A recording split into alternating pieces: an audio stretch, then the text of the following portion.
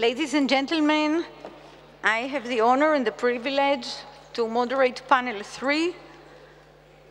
And as you know, poor moderators are not introduced, so they have to introduce themselves.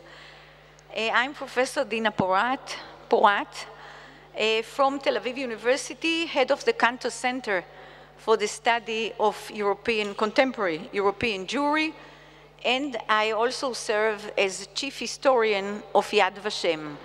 Here I'd like to add a word of explanation.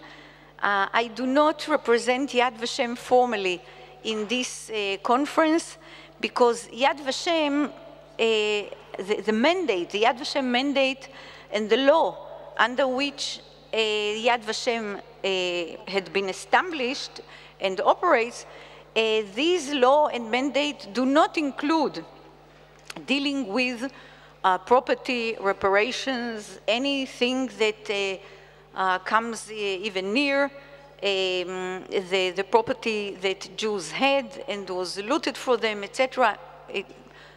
Financial situation of the survivors.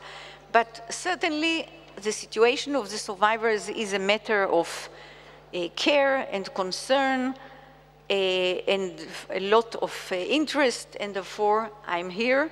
And I would like to thank the organizers deeply for having invited me, and especially Halina Sanik and her team, and our ambassador, the ambassador of Israel, Geri Koren. Okay, that's for a beginning. And then let me say the following. We have a panel, the title of which is The Situation of Holocaust Survivors and Other Victims of Nazi Persecution, Current Needs and Future Challenges.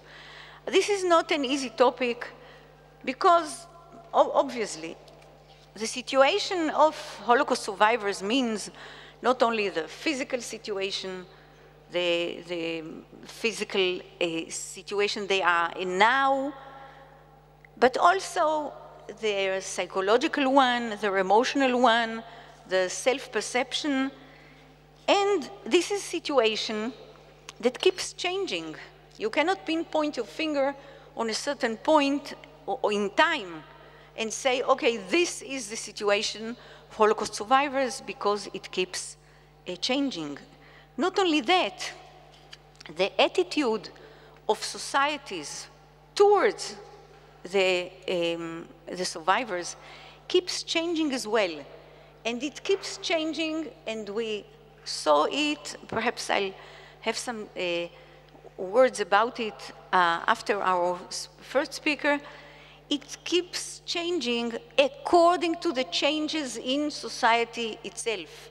When society changes, then its attitude to the survivors becomes different. And so it is not an easy panel, but we still have more or less our hour and a half. We have 4 speakers. Each of them will have 2 rounds. The 2 rounds together will amount to something like a quarter of an hour. First, assessing the situation, and then the second round, suggestions and advices as to what to do. We have the 4 speakers. Interestingly enough, 2 out of these 4 are activists in the field, and 2 are people who have undergone World War II and will tell us our story and their story and their insights and advices. Okay, so I'd love to give the floor to our first speaker. And the first speaker is Ambassador Colette Avital. Colette Avital, who is sitting here, is a former Israeli politician and diplomat. She was a member of the Israeli delegation to Paris between 1982 and 1985. And then she was ambassador to Portugal, then consul general to New York. She was member of the Knesset for the Labour Party and One Israel for about 10 long years. And today, she courageously took upon herself to be the chairwoman of the Center of Organizations of Holocaust Survivors in Israel. And I say courageously, and this relates to what I've said before, the Israeli society has undergone a deep change that perhaps we'll relate to later. And today, whenever the question of the situation of survivors comes up and is at center stage in the media, in the press, on TV, wherever, people are absolutely ready to tear the government, its agency, offices, and officials upside down in order to improve the situation of the survivors. So Colette has not an easy task, and I definitely invite her to take the floor.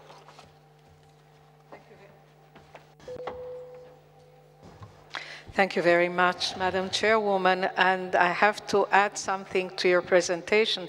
I too am a Holocaust survivor. I was born during the Second World War. I underwent some of the, how shall I put it, hardships together with my parents, and I came to Israel as a child. And indeed, I represent here today all the Holocaust survivors in Israel, so I would like on their behalf to thank ESLI, and more particularly Halina Senik, for taking the initiative of this conference, because I think it's very topical, and I think more than topical, it is extremely, extremely urgent. And I must admit that I'm torn.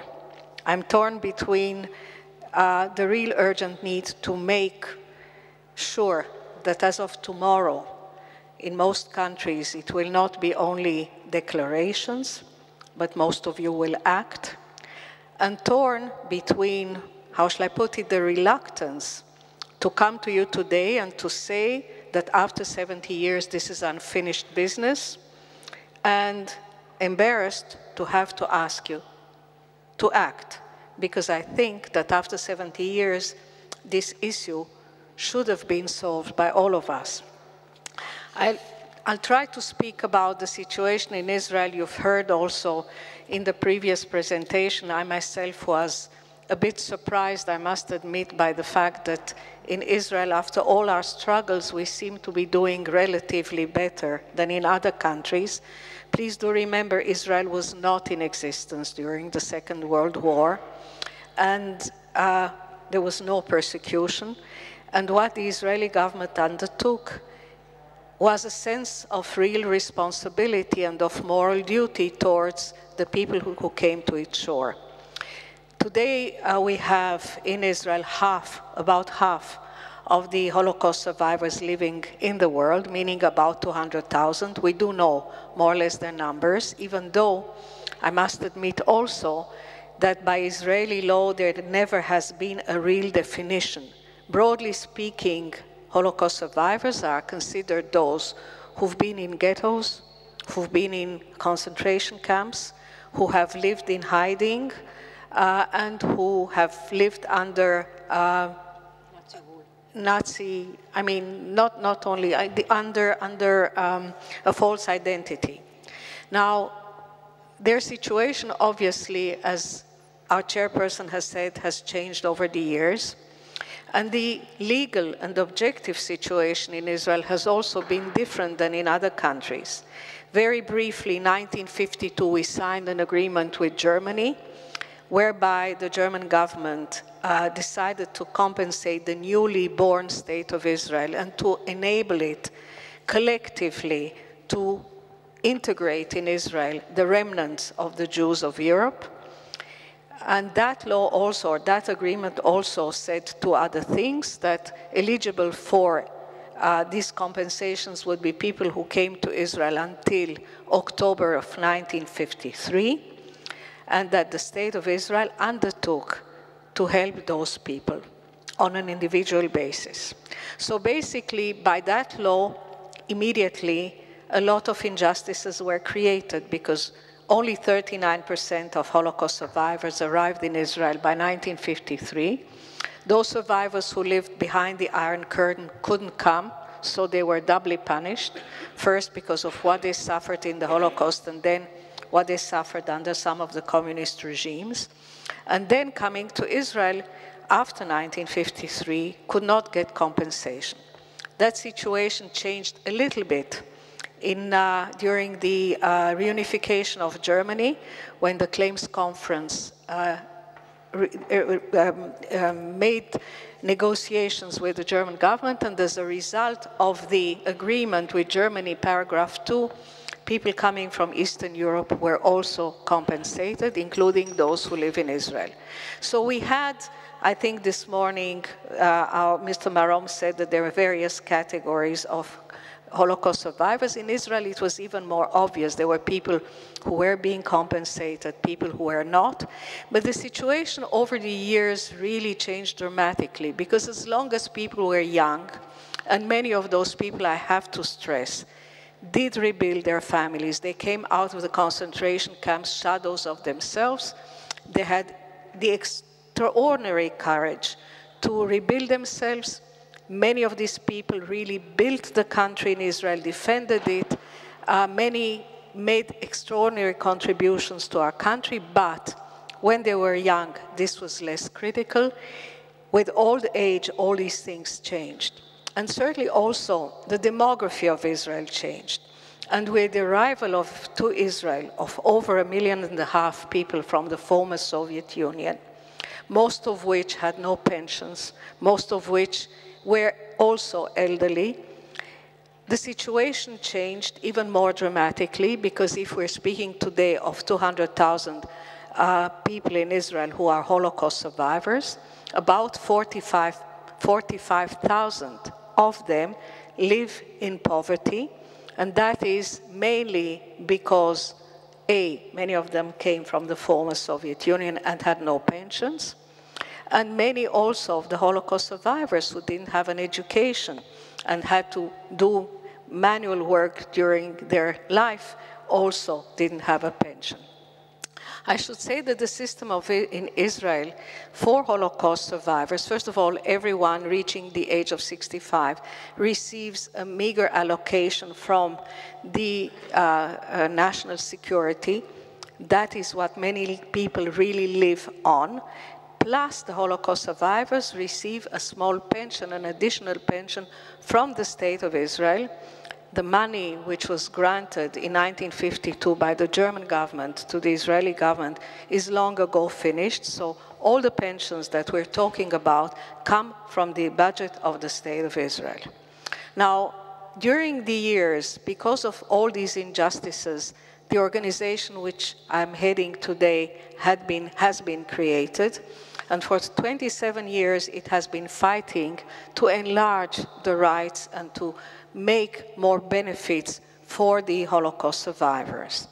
And today, I must say that if you look at the average age of the Holocaust survivors in Israel, it is average 86. I would say that 40% of the Holocaust survivors are 86 and over. 13% are 90 and over, so you have 53% of the population who are over the age of 80. Among those, 60% or to 65% of the Holocaust survivors are in need of help.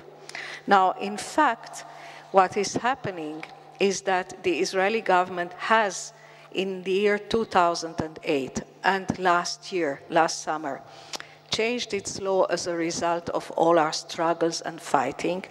And I would like just to mention a few of the things that the Israeli government has been doing. First of all, the Israeli government today is paying monthly pensions to 153,000 people out of the 200,000, a yearly stipend and psychological care to 85,000 people, mostly those who came from the former Soviet Union, and because they are flight cases, they are not recognized as Holocaust survivors. Medical supplies, meaning free prescriptions, go to 192,000 people. Out of the 200,000 people, I think this is probably something which is not negligible. Obviously, when we're speaking about prescription, we're speaking about the fact that in Israel there is a health bill since 32 years, whereby everybody gets free medical care, but not all the medicaments, all the drugs that you need. For the Holocaust survivors, the drugs that are within what is called the health basket, which is approved every year by the government, those are given free. If it is, however, if it is a drug that is not included in the health basket approved by the government, and usually those are very expensive drugs for cancer and other treatments, those are not paid for by the government. So even though we're speaking of many programs that the Israeli government is in fact putting in place, many of these are not sufficient for the 45,000 people that live under the poverty line. Now, two more things. I think I was asked to speak quickly, so I'll just add, it is not only the government in Israel that is working. Holocaust survivors receive some help from 4 sources. One source is the Israeli government. Another source is the claims conference that managed to get from the German government pensions for those who came after 1953. Then there are other governments like France and Holland and Austria that give their pensions to their former or still citizens who live in Israel. And then I would put on the table as a very important role the NGOs. There are many hundreds, thousands of volunteers who go to the homes and who help with food packages, soldiers, students who go to the homes of Holocaust survivors. This is not enough, and there are at least 2 very important NGOs that I would like to mention because also their representatives are here today. There is the Foundation for the Benefit of Holocaust Survivors, who help in the homes with home care, about 70,000 people. They have a big budget. 1/3 of it comes from the Israeli government, 2/3 come from the claims conference, and they are giving serious, everyday help, professional help to Holocaust survivors in their homes.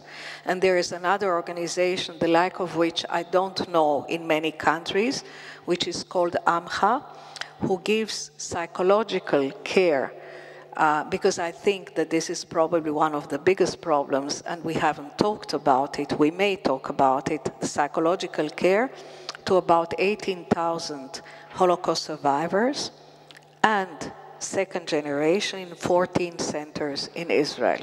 I think that this is a tremendous work, and I think that many times in terms of activity and in terms of the actual help which is being given to Holocaust survivors, those 2 organizations are doing much more on a day-to-day basis than the government. The government obviously is doing much more than it did in the past.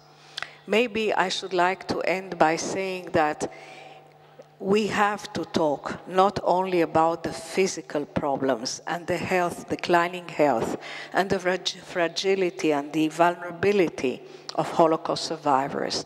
In all the opinion polls that we have conducted in the past 2 years, other than the health problems, other than the fact that 27% of the Holocaust survivors could not pay for heat in the winter, and so on and so forth, I would say that the most difficult problem is that of isolation and loneliness. A great deal, I would say about 36% of the Holocaust survivors in Israel live alone. And they need help. They all answered, at least 60% answered that they need daily help, not only with the home care that they receive, but to get out of the house they cannot. They need somebody to help with the shopping, with the banking, with all sorts of bureaucratic arrangements. And this is something that we have to address as people get older. I would only end by saying that yes, every single elderly person, and we're all getting older, has those needs. But I would say that in the case of the Holocaust survivors, we have a moral obligation, and I think that probably they have suffered and they live in there with unhealed wounds which they carry with them all their lives, and with adjustment and with post-traumatic problems that many other people in the population do not have. So I would say there is a sense of urgency that I would like you to take home with you. Thank you.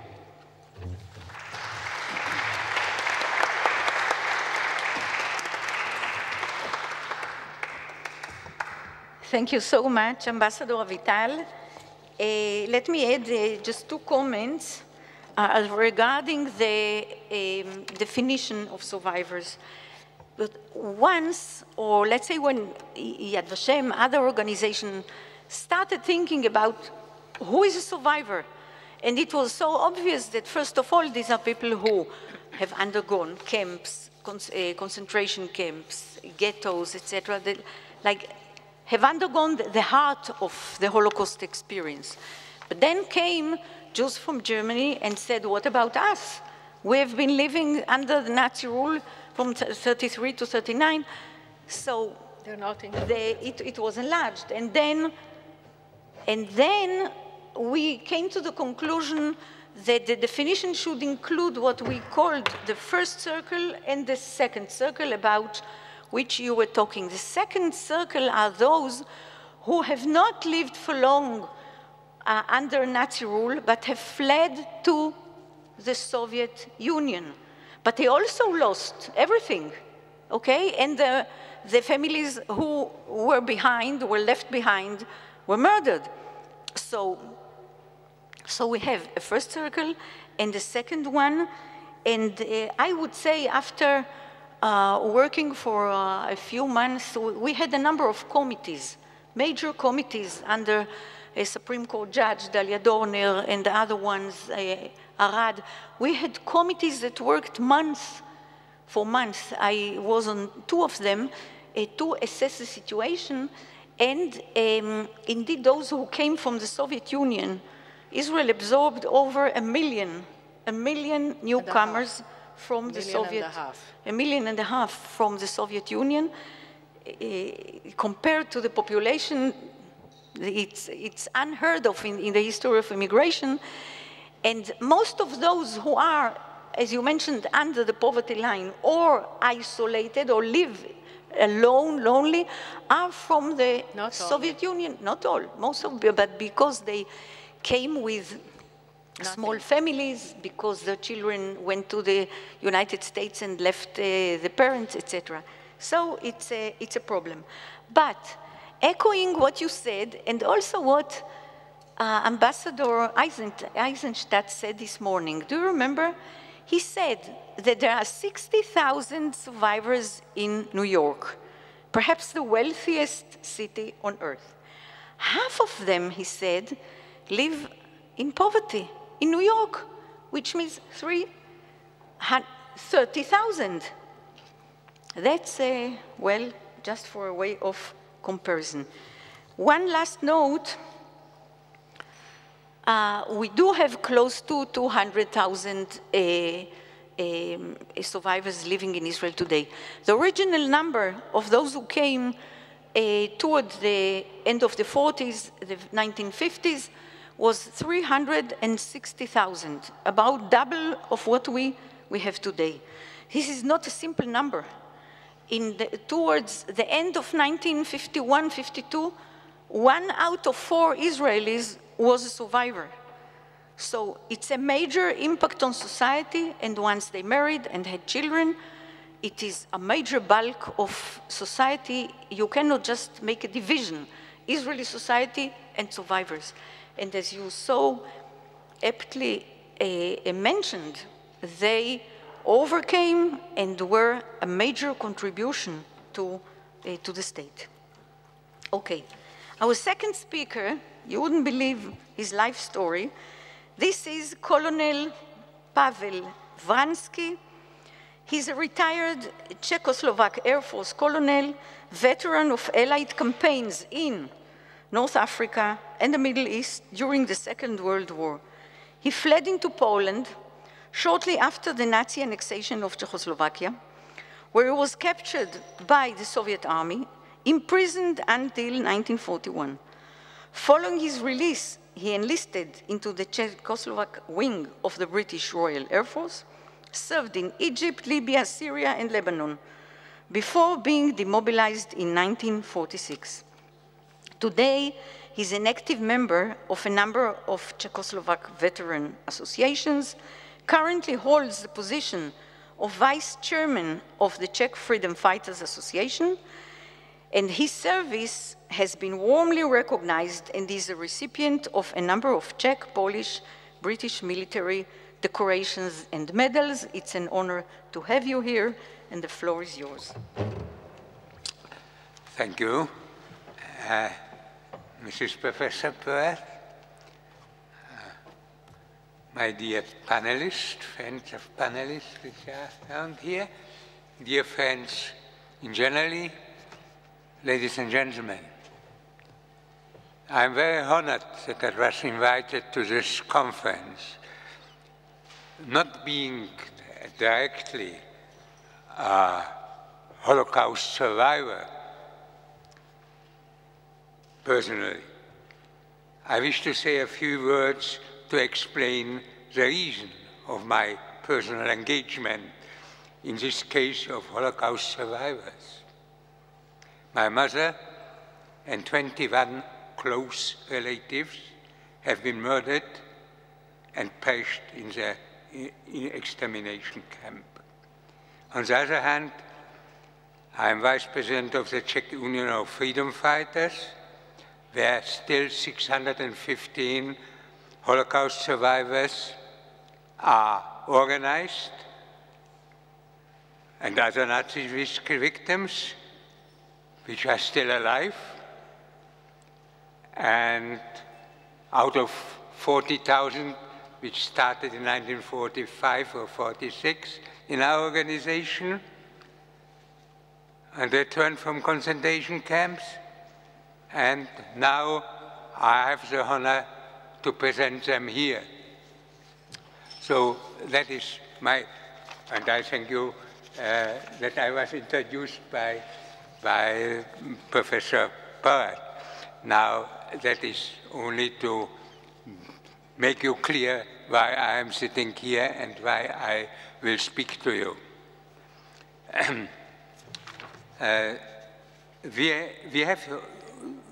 We have today a very important issue on the table.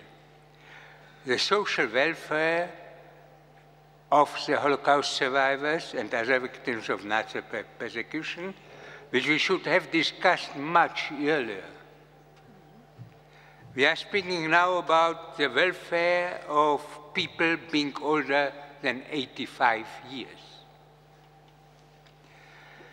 Because younger people, being less than 15 years old, who came to extermination camps, were taken directly to gas chambers. The still living survivors suffered unprecedented physical and emotional trauma. During the ordeal, it is well known that many of them are very often confronted by nightmares, which will disappear only with their death. All these very often victims have reached an advanced age, and nearly all of them need special medical and health care. Their handicap started just after the war. They lost 5 to 6 years when to complete their education, which other people could reach during the wartime. That reflected a handicap to their life in wages after the war, and consequently in their pension allowances. Should one of a couple at old age unfortunately die, the remaining person is in almost cases not able to afford the rent from only one pension and has to move to a home for old people. The rent for a flat of 60 square meters has grown from 3,600 crowns in, that means 133 euro, monthly in the Czech Republic from 2001 to present 14,900 crown, 552 euro monthly. The loss of their milieu, causing their social isolation, affects the end of their life. It is well known that Holocaust survivors and other Nazi victims receive lower pensions than their tormentors get now. In the government of the former Czechoslovak Republic, passed in the year 1946 a law, number 255 of the year 46, which defined the Nazi victims as political prisoners. In 2005, the government of the Czech Republic passed another law, 357 of the year 2005.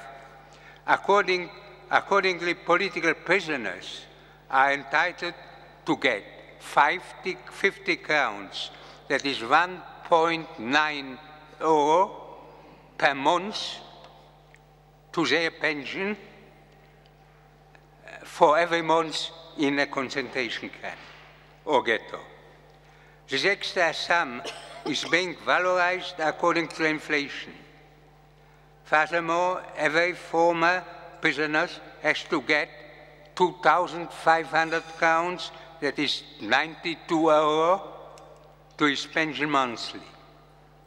We may recommend this system to other countries as a good practice, but with a higher sum per month spent in concentration camp and or ghetto to be more in line with the average national wages.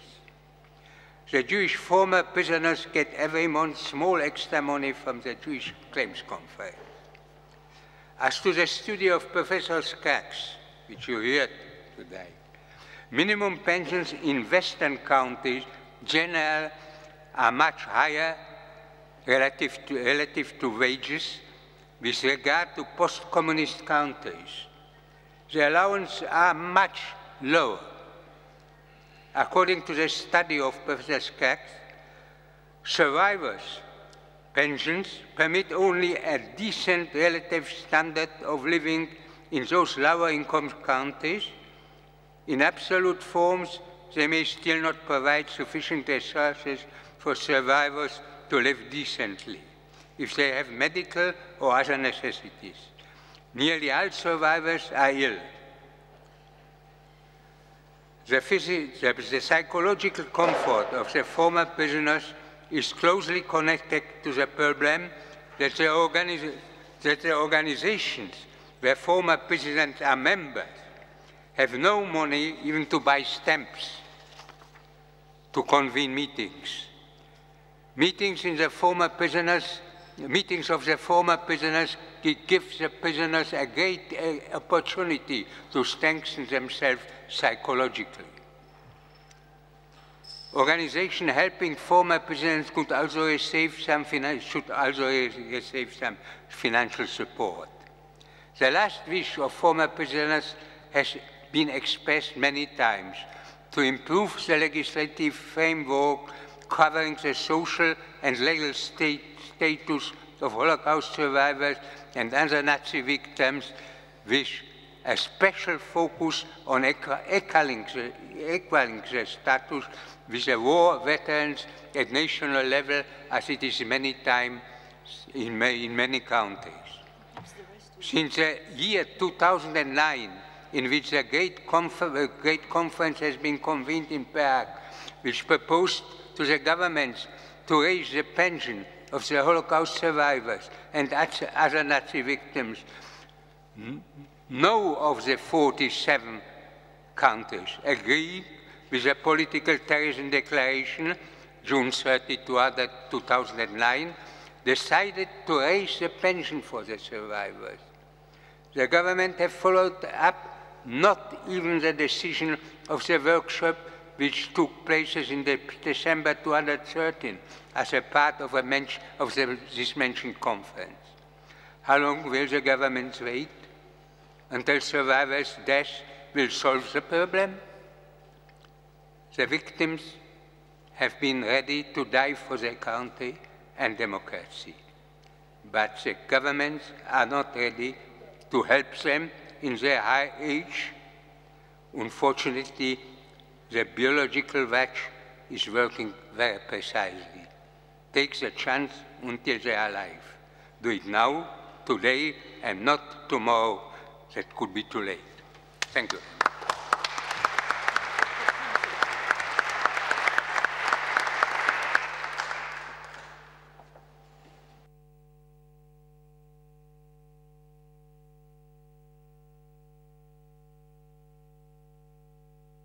That's it.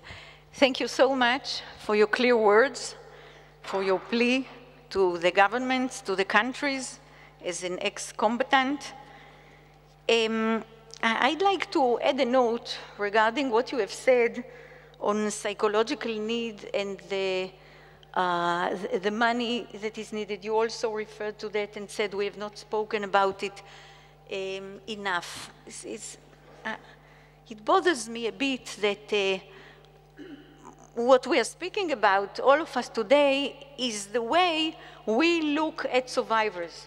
But not, it hasn't been mentioned yet, how survivors, and not only Jewish survivors of the Holocaust, other victims of Nazi persecutions, look at themselves. What is their self-perception, even under the conditions that are being described? And I know many. I've interviewed many. I've read some hundreds of books of memoirs, testimonies, etc. I think we should take more in our deliberations into consideration that these are not people who look at themselves or consider themselves to be only needy and only nebechdiker who need help and are yearning for someone to come to them and rescue them. There is a lot of self-dignity. There is a lot of self-perception as people who have undergone a trauma and they have the experience that they can share with others and they can tell others about the experience and about the lessons that emanate from the experience. And I think this should be said. Many, the ones I know, and I know some hundreds, do not look at themselves and do not perceive themselves as just needy and in somewhere under a poverty line or so-called. It's totally different. Elisheva, I hope you agree with me. Okay, we have a third speaker, and the third speaker is Dr. Jost Rebentisch. He's the director of the Association of Information and Advice for Victims of Nazi Persecution in Köln, Germany. In a conversation I had with him before, just to know who he is so that I can introduce him, he told me that this is a private enterprise, that they've been working for at least some 15 years, and I invite him to take the floor. Thank you, Dina. It's not so easy for me to continue after the very touching remarks of Colonel Vranský, which I'm very grateful that he delivered this to the audience. So I will cut it quite short what I have to say, and you will find out the message I have to deliver is very easy. I have to say that now almost 6 years have passed since the Holocaust Era Assets Conference and the Terezin Declaration, which resulted from the conference in 2009. I would not say that there has been no progress on the issue of the social situation of the survivors, but in my opinion, the advances that have been made are by far not enough. I'm very appreciative that after the Holocaust Era Sets Conference, the European Shoah Legacy Institute in Prague was founded. The ESLI is an important engine which has continuously worked for years to realize the implementation of the points formulated in the Terezin Declaration. Unfortunately, the Terezin Declaration is still only a declaration, or rather a memorandum of understanding. Therefore, it is not binding. In addition, no national government is bound to the implementation. In my opinion, the government of the Czech Republic, which is exemplary in its support and efforts for the European Shoah Legacy Institute, should be paid a big compliment. If we saw such a commitment in all governments that have adopted the Terezin Declaration, we would have progressed much further today. Let me remind you that already in 2009, time was too short to still do something for the survivors who are in a dire social situation. We are talking about elderly people, well stricken in years. During the last 6 years that have gone by since the 2009 Terezin Declaration, many of the survivors have passed on. And many who are still alive tell me, we will not live to see the things you are doing for us. They will wait until we all have died.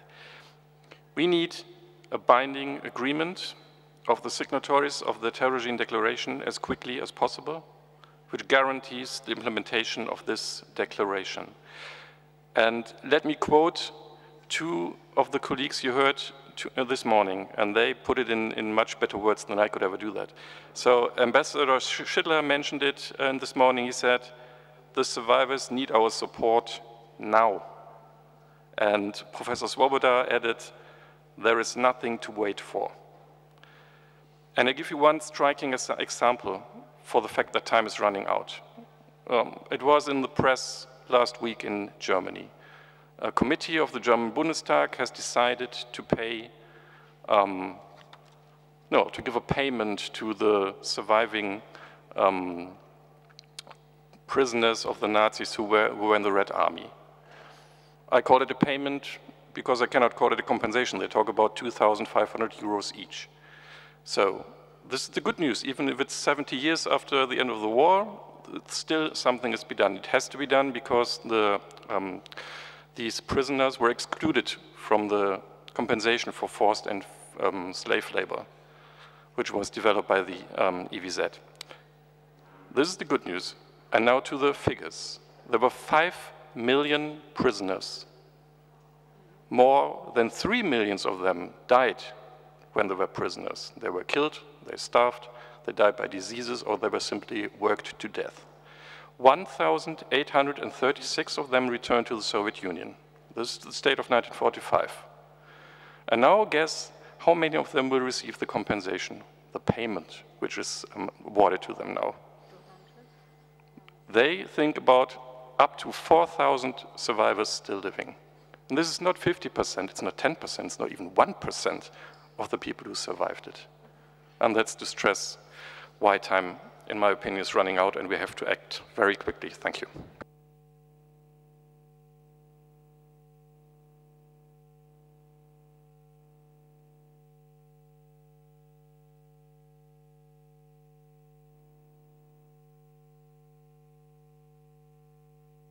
I wasn't rushing you.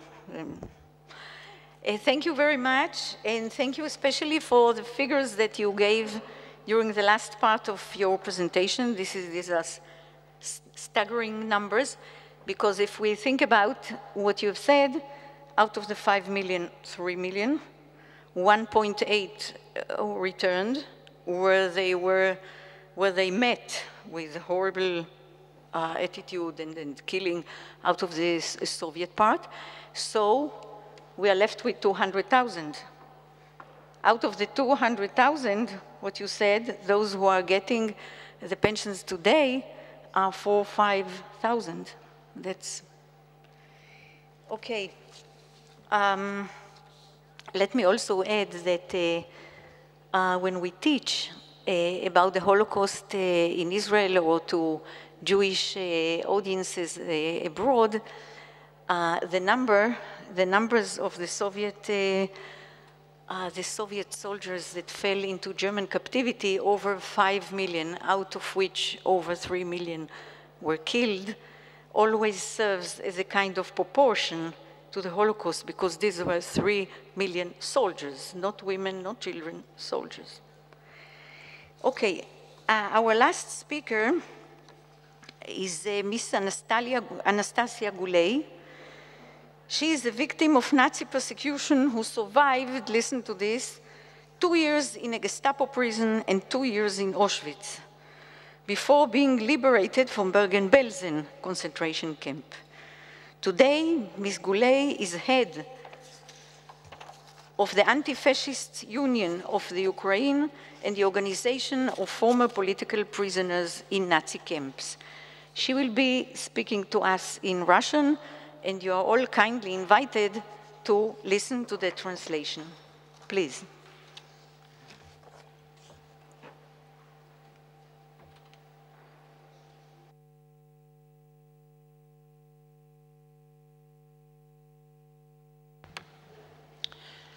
Глубоко уважаемая аудитория, глубоко уважаемые организаторы этой конференции, я очень польщена приглашением быть на этой конференции. Я столько слышу хороших слов, забот о жертвах нацизма. И это слово «жертва» я ношу вот уже 72 года. Я попала в Освенцим в 1943 году, когда мне было 17 лет. Попала туда за побег с работы. Все знают, что с Украины и Польши вывозили молодежь поголовно на принудительные работы в Германию. Ну, не все могли там прижиться на работах. Очень многих молодых людей было намерение вернуться домой и быть дома и ожидать, когда придет фронт из Востока. Вот так и мы сделали с подругой, удрали, но были пойманы, за это получили наказание Освенцим. А что такое Освенцим? Конечно, уже стали много писать. У нас, например, не очень было в литературе написано, что такое связь, что такое номер на руке. Вот, никто не знал. Аж не так давно, вот, в основном с 1996 года, когда получили компенсацию от немецкого правительства за концлагерь, за работу в Германии, тогда люди стали признаваться, что они были в Германии. До этого времени старались молчать и не говорить, потому что те люди презирались. Как ты была в Германии? Ты же не была в Ташкенте в эвакуации, а был в Германии, ты уже второй сорт человек. И до тех пор и не знали люди, что такое номер. И приходилось слышать такие версии, всякие хулиганские. Тогда тату не было распространено, когда мы были молодыми. Да? Это вообще зэки тату носили, моряки. А скромные люди это не рисовали себе всяких знаков.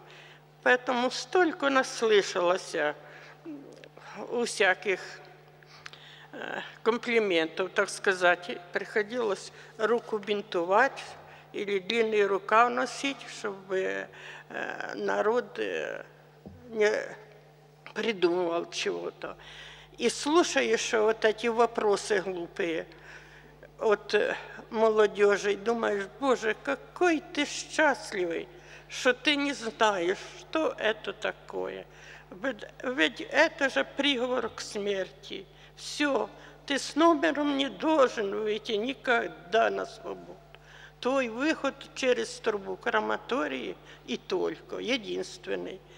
И приходилось за эти 2 года, конечно, многих, миллионы людей глазами провожать с большой скорбью, как их гнали днями, целыми днями от транспорта железнодорожного через Беркинал, центральная дорога в лагере, а там в лесочке 4 крематории. И эти люди идут, такие, ну, спокойные, не знают, куда они идут, деток ведут с собой. Ребеночек с куколкой или с мячиком играет, и ты смотришь и думаешь, Боже, ну вы же идете, вот 100 шагов, и вы в крематории. И так оно действительно же и было. А ночью из этих труб идет черно-красное пламя, зловонное, горят людские тела, которые вот шли, вот видела этих людей, этих деток. Это было страшно. И знать, что ты же пойдешь следом за ними. У тебя номер 61 369. Ты замкнешь эту демонстрацию, потому что свидетелей не должно было остаться. И так и получилось, что когда наступала советская армия из Востока, кто остался жив у Освенциме, стали развозить по всех концлагерях подальше от фронта и там искать им пристанище, чтобы там додушить. Я попала в смертельный концлагерь Берген-Бельзен. Ну, что такое Берген-Бельзен, это тоже описать очень тяжело. И литературно тяжело, и психологически очень тяжело. Это морилка для молодых людей. Заразили тифом, желтухой и голод. Объявлен голод. Ну нет, ну кушать нет, нету чего. Нету. И период январь, февраль, март, аж в апреле нас англичане освободили.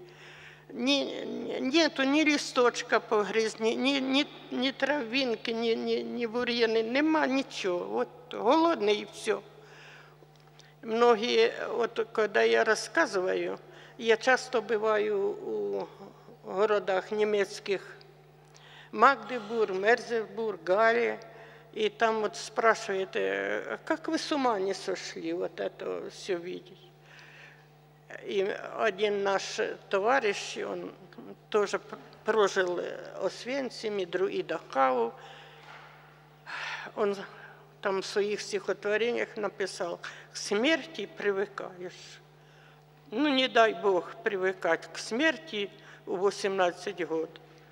Это не дай Бог. А те женщины, которые семьями попали в это несчастье, матери с дочками, как закон, посходили с ума. Они этого видеть, как ребенок вот такой пропадает голодом и болезнями, и помочь абсолютно никакой.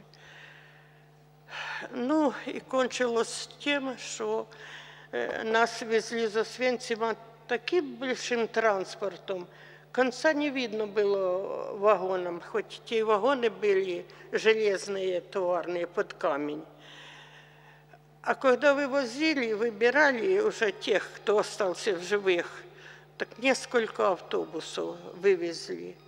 А то трупы под бараками, скирды трупов, по территории трупов. И состояние такое, соображение, уже реакции ни на что не было.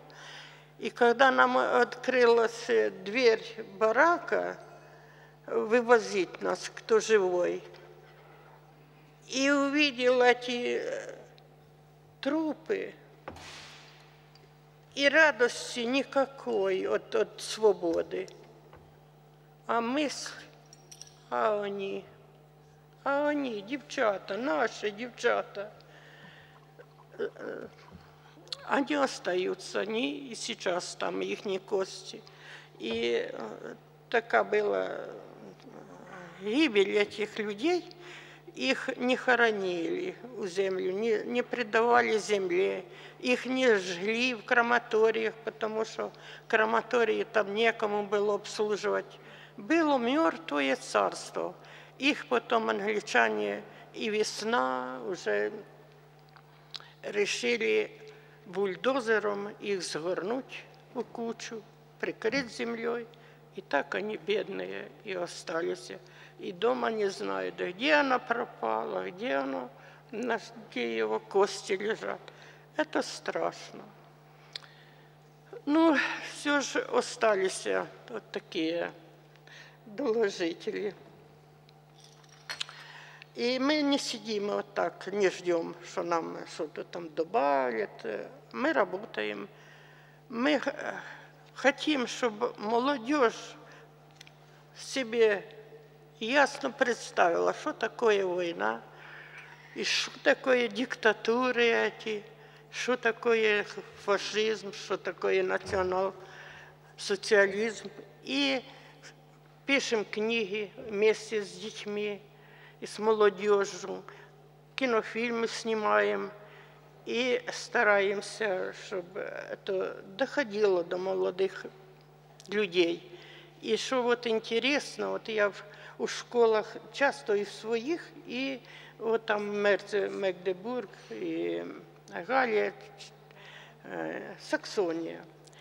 Выступаю и смотрю на тех деток и на своих деток. Никакой разницы нет. Такие же глаза, доверчивые, наивные, ну, искренние, и так слушают, сопереживают. В общем, дети есть дети, и не упустить этого момента, чтобы им не внушить, что такое режим и что они могут наделать делов. В отношении этой темы, что сегодня слушаем, как помочь жертвам. Ну, Боже мой, уже их мало осталось, жертв. И у каждого государства, у каждого своя специфика отношения. Что наши сейчас бывшие жертвы хотят? Да миру хотят, чтобы войны не было. Пойдет вот такая бабулька в магазин, как я. В магазине, в каждом магазине у нас стоят большие ящики для пожертвований на фронт. И висит касса для пожертвований деньгами. И вот купишь килограмм вермишели себе и килограмм вермишели в ящик положишь. На фронт туда надо. Останется после кассы гривня. Кинешь тоже туда, хлопцам же надо хоть папиросы там себе купить, хоть что-то. У нас все сейчас идет, вот это беда такая, война. Поэтому у нас, ну, приеду, я расскажу своим товарищам, что вот идет Европа за то, чтобы жертвам такие сделать и достойную старость. Ну, нам лишь бы не было войны. И все. И не было бы жертв, и не было бы горя. Правда? Вы согласитесь со мной? Не было бы войн, не было бы жертв, не было бы горя. Спасибо за внимание.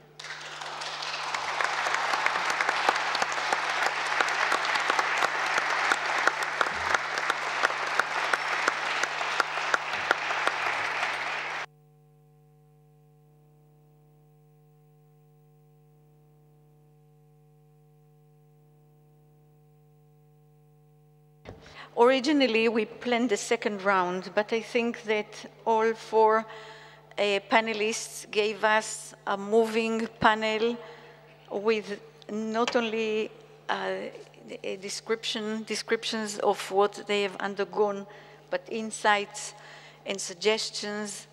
And I'd like to thank the four of them.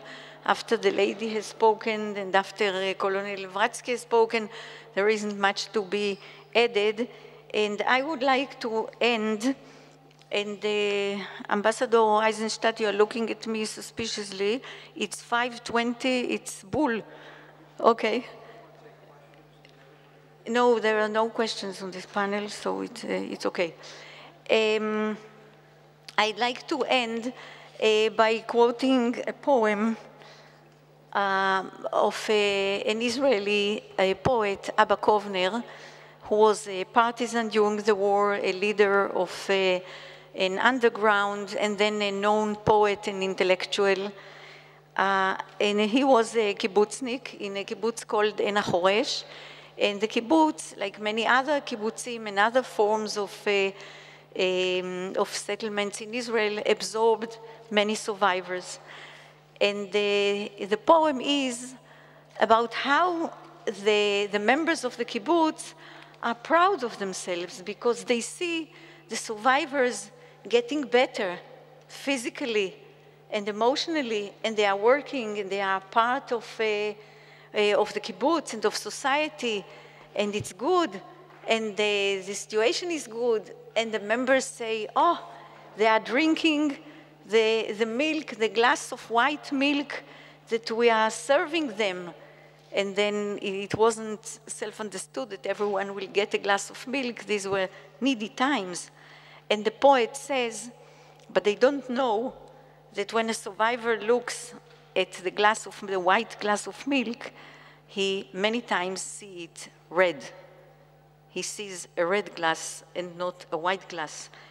And that when he or she drinks the morning coffee always has a taste of smoke.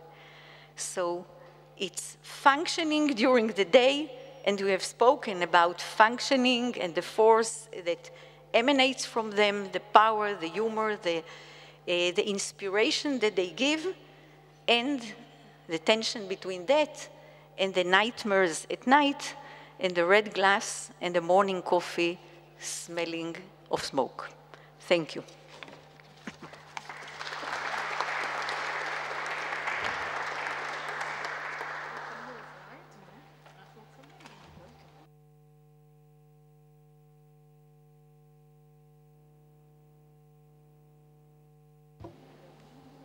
I'm sorry, do we have some time for a question, maybe?